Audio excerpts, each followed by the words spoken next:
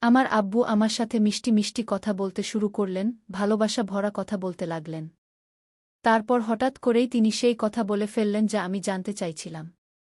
সেই কথা শুনে আমার পায়ের নিচ থেকে মাটি সরে গেল। তিনি বলতে লাগলেন যে আমার আম্মি, অর্থাৎ তার স্ত্রী, তাকে সেই সুখ দিচ্ছেন না যা প্রত্যেক পুরুষ খোঁজে। আব্বুর কথা শুনে আমার তার উপর খুব দয়া হল। আমি তাকে ভালোবাসায় জড়িয়ে ধরে বললাম, আব্বু, আপনি চিন্তা করবেন না, আমি তো আছি আপনার সেবা করার জন্য। কিন্তু তিনি যেন অন্য কোনো জগতেই ছিলেন।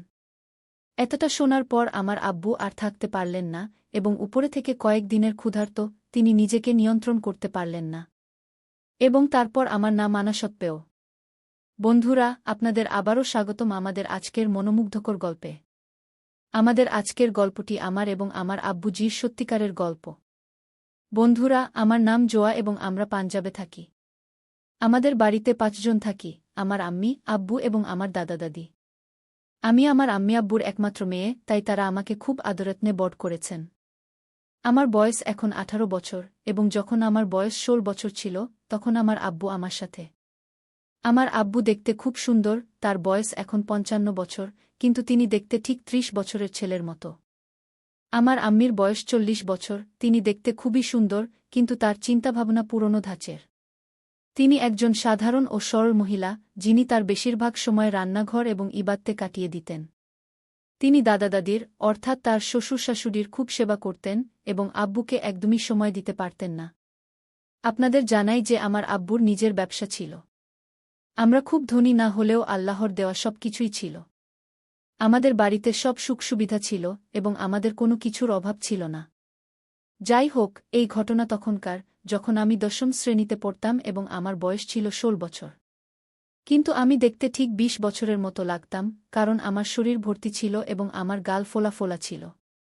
আমি খুব গোরা এবং দেখতে খুব সুন্দর ছিলাম।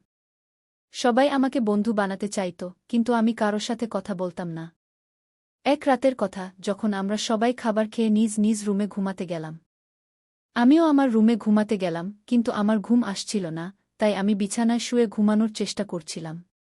হঠাৎ আমার মনে হলো আম্মি আব্বুর রুম থেকে কিছু শব্দ আসছে। সম্ভবত তারা নিজেদের মধ্যে সেই লড়াই করছিলেন। আমার রুমও আম্মি আব্বুর রুমের সাথে যুক্ত ছিল, তাই আমি শব্দ পাচ্ছিলাম। আমি প্রথমবার আমার আম্মি আব্বুকে এভাবে লড়াই করতে শুনছিলাম, তাই আমার মনে অদ্ভুত এক অনুভূতি হচ্ছিল যে তারা এত রাতে কেন লড়াই করছে। এই কথা জানার জন্য আমার কৌতূহল বাড়তে লাগল। আমি এই কথা জানতে চাইছিলাম, তাই আমি দেরি না করে আমার বিছানা থেকে উঠে দরজার কাছে গিয়ে তাদের দেখার চেষ্টা করলাম। দরজা বন্ধ থাকার কারণে আমি কিছু দেখতে পাচ্ছিলাম না। তখন আমার নজর পড়ল আমাদের বাড়ির সেই জানালার দিকে, যা আম্মি আব্বুর রুমের সাথে যুক্ত ছিল। আমার আম্মি আব্বু কখনো এটি খুলতেন না, কিন্তু সেই জানালাটি খুব পুরনো ছিল, যার কারণে এতে ফাটল ধরে গিয়েছিল, যেখান থেকে আমরা বাইরের দৃশ্য দেখতে পারতাম। তারপর কি, আমি আমার রুমের লাইট বন্ধ করে দিলাম এবং জানালার কাছে গিয়ে তা থেকে উঁকি দিয়ে দেখতে লাগলাম। ভেতরের দৃশ্য দেখে আমার হুঁশ উড়ে গেল। আমার আব্বু জান আমার আম্মিকে কিছু করতে বলছিলেন, কিন্তু তিনি বারবার না করছিলেন। সম্ভবত আমার আম্মির মেজাজ ভালো ছিল না। আমি বুঝে গিয়েছিলাম যে তিনি আসলে তাকে কি বলতে চাইছেন, কিন্তু আমার আম্মি বারবার তাকে না করছিলেন। সম্ভবত মাম্মি খুব ক্লান্ত লাগছিলেন। তখন আমার আব্বু আম্মির উপর রাগ করে পাশ ফিরে ঘুমিয়ে পড়লেন এবং আমার মাম্মিও ঘুমিয়ে পড়লেন। বন্ধুরা, সেই দৃশ্য দেখে আমার খুব অদ্ভুত লাগছিল। আমার বুক খুব জোরে ধড়ফড় করছিল। ভেতরে ভেতরে সম্ভবত আমিও মেজাজে চলে গিয়েছিলাম। আমি অনেকক্ষণ সেই জানালা থেকে দেখতে থাকলাম, যদিও আমার আম্মি এবং আব্বু দুজনেই ঘুমিয়ে পড়েছিলেন। তারপর কিছুক্ষণ পর আমি আমার বিছানায় ফিরে এলাম এবং আবার ঘুমানোর চেষ্টা করলাম, কিন্তু সারারাত আমার ঘুম আসেনি এবং আমি পাশ ফিরতে থাকলাম। যখন আমি সকালে উঠলাম, তখন আমি আম্মি এবং আব্বুকে অদ্ভুত দৃষ্টিতে দেখছিলাম, কারণ গত রাতের কথা আমার মনে এখনও চলছিল। তাদের ভালোবাসা ভরা শারীরিক আচরণের কারণে আমি সারারাত ঘুমাতে পারিনি।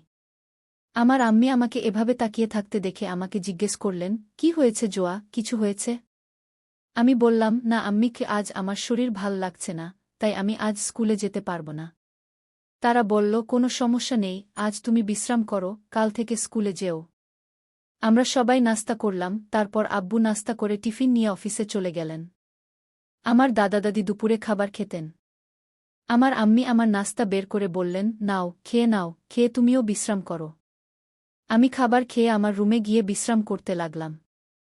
আমার আম্মি দাদা-দাদির কাছে গিয়ে তাদের সেবা করতে লাগলেন, তারপর তাদের নাস্তা করিয়ে নিজে নাস্তা করে নিজের রুমে ঘুমাতে চলে গেলেন। তারপর আমি আমার রুমের জানালা দিয়ে, যা আম্মির রুমের সাথে যুক্ত, তাতে উকি দিয়ে দেখলাম, আম্মি তার রুমে ঘুমাচ্ছেন। কিন্তু আমার মনে কাল রাতের কথা এখনও চলছিল, আর আমি রাত হওয়ার অপেক্ষা করছিলাম। যখন সন্ধ্যা হল, আব্বু বাসায় ফিরলেন, আবার সেই কথাগুলো আমার মনে চলতে লাগল। তারপর আমরা সবাই খাবার খেলাম, খেয়ে নিজ নিজ রুমে ঘুমাতে চলে গেলাম। আব্বু আমাকে খাওয়ার সময় জিজ্ঞেস করলেন, জোয়া, তোমার শরীর ঠিক তো? আমি বললাম, হ্যাঁ আব্বু, একদম ঠিক আছে। তখন হঠাৎ আমার মুখ দিয়ে সেই রাতের কথা বেরিয়ে গেল। আমি বললাম, আপনারা দুজন রাতে কেন ঝগড়া করছিলেন? আব্বু অবাক হয়ে বললেন, কখন, কোথায়, কাদের সাথে? তারপর আম্মি আব্বুর মুখের দিকে তাকালেন, আর আব্বু অবাক ছিলেন যে আমি এটা কিভাবে জানলাম। আমিও এই কথা শুনে ঘাবড়ে গিয়েছিলাম যে আমার মুখ দিয়ে এটা কি বেরিয়ে গেল। কিন্তু আমি বুদ্ধি খাটিয়ে কথা সেখানেই ঘুরিয়ে দিলাম আর বললাম, আমার রুমে রাতে শব্দ হচ্ছিল, মনে হচ্ছিল যেন আপনারা দুজন ঝগড়া করছেন।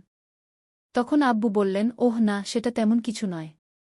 আমি বললাম, ঠিক আছে।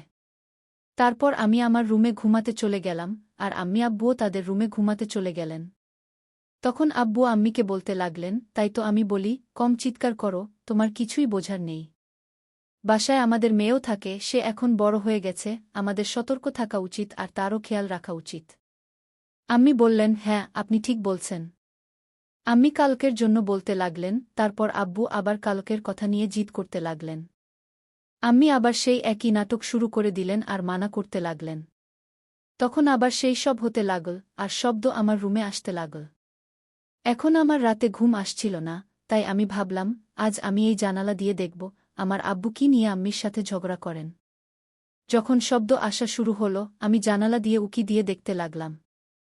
তখন জানতে পারলাম, আজ আবার আব্বু সেই একই জিনিসের জন্য জিদ করছেন, আর আমার আম্মি তাকে মানা করেছেন। কিন্তু আজ আব্বু খুব রেগে গিয়েছিলেন। পরের সকালে আব্বু আমাকে বললেন, চলো, আজ আমি তোমাকে স্কুলে রেখে আসি। যখন তিনি আমাকে স্কুলে রেখে আসতে এলেন, তখন তিনি আমাকে অদ্ভুতভাবে দেখছিলেন। আমি বুঝতে পারছিলাম না, তিনি আমাকে কেন এমনভাবে দেখছেন। আমি আব্বুকে জিজ্ঞেস করলাম, কি হয়েছে আব্বু, আজ আপনি আমাকে এমনভাবে দেখছেন, কিছু বলতে চান? আব্বু বললেন, না কিছু না, এমনি আমি একটু চিন্তিত আছি। আমি বললাম, বলুন না আব্বু, কি হয়েছে, আপনি কি নিয়ে এত চিন্তিত? তখন আব্বু বললেন, চলো, প্রথমে আমি তোমাকে ভালো মিষ্টি খাওয়াই। তিনি আমাকে মিষ্টির দোকানে নিয়ে গেলেন আর সেখানে আমাকে ভালো ভালো মিষ্টি খাওয়ালেন, আমি খেলাম। তারপর তিনি বললেন, চলো, এখন আমি তোমাকে একটি ড্রেসও কিনে দিই। আমি বুঝতে পারছিলাম না, আব্বু কেন এমন বলছেন। কিন্তু যখন আমি এই সত্যিটা জানতে পারলাম, আমার হুঁশ উড়ে গেল। কিন্তু আমি খুব খুশি ছিলাম, কারণ আব্বু আমাকে নতুন জামা দিয়েছিলেন, মিষ্টিও খাওয়ালেন। আমি বললাম, আব্বু বলুন, আপনি কিছু চিন্তিত ছিলেন। আব্বু বললেন, হ্যাঁ জোয়া, আমি ব্যবসা করি, তাতে আমার কারো সাহায্য দরকার হয়। আমি তোমার আম্মিকে প্রতিদিন রাতে বলি, আমার এই কাজে সাহায্য করো, কিন্তু সে একদমই আমার সাহায্য করে না, দিনরাত তোমার দাদা-দাদির সেবায় কাটিয়ে দেয়। আমার জন্য তার সময় নেই। এখন তুমিই বলো, আমি কি করব? যাই হোক, আমার ব্যবসায় লোকসান হচ্ছে। তখন আমি বললাম, আব্বু বলুন, যদি আমি আপনার কোনো সাহায্য করতে পারি। তিনি বললেন, জোয়া, তাই তো বলছি।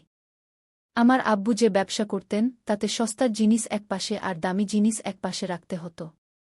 শুধু এতটুকু সাহায্য চাই। আমি বললাম, হ্যাঁ আব্বু, আমি আপনার সাহায্য করবই। তারপর আব্বু বললেন, তুমি রাতে আমার রুমে চলে আসবে। আমি বললাম, ঠিক আছে। রাতে যখন আমি তার রুমে গেলাম, আম্মি ঘুমিয়ে পড়েছিলেন, কিন্তু আব্বু আমার অপেক্ষা করছিলেন। আব্বু অল্প একটু মদ খেয়েছিলেন, তিনি আমার সাথে মিষ্টি মিষ্টি প্রেমময় কথা বলতে শুরু করলেন, প্রেমের কথা বলতে লাগলেন। তারপর হঠাৎ তিনি সেই বিষয় নিয়ে আলোচনা শুরু করলেন যে বিষয়টি আমি জানার জন্য জানালা দিয়ে দেখতে চাইছিলাম। সেই কথা শুনে আমার পায়ের নিচ থেকে মাটি সরে গেল, যে আমার আম্মি অর্থাৎ তার স্ত্রী তাকে সেই সুখ দিচ্ছেন না যা প্রত্যেক পুরুষ খোঁজে। আব্বু এই কথা আমাকে নম্র চোখে বললেন। আব্বুর কথা শুনে আমার তার উপর খুব দয়া হল। তারপর আমি তাকে খুব স্নেহে জড়িয়ে ধরলাম। কিন্তু তিনি হালকা নেশা ছিলেন এবং উপরন্তু অনেক দিন ধরে তিনি সেই সব পাচ্ছিলেন না, তাই একদম তৃষ্ণার্ত ছিলেন। তিনি নিজেকে নিয়ন্ত্রণ করতে পারলেন না এবং আমিও তাকে থামাতে চাইলাম। তারপর আমি ভাবলাম যে আমার আব্বুর সমস্যা হয়তো আমার কারণে একটু কমে যাবে, তাই আমি। বন্ধুরা, এখন আপনারা বুঝেই গেছেন যা ঘটেছে। তাই বন্ধুরা, আমি কি আমার আব্বুর সমস্যায় একটু সাহায্য করে সঠিক কাজ করেছি নাকি না? আপনার মতামত কমেন্ট বক্সে অবশ্যই দিন এবং এমনই মনোমুগ্ধকর গল্প শোনার জন্য আমাদের মনোমুগ্ধকর গল্প চ্যানেলটি সাবস্ক্রাইব করতে ভুলবেন না।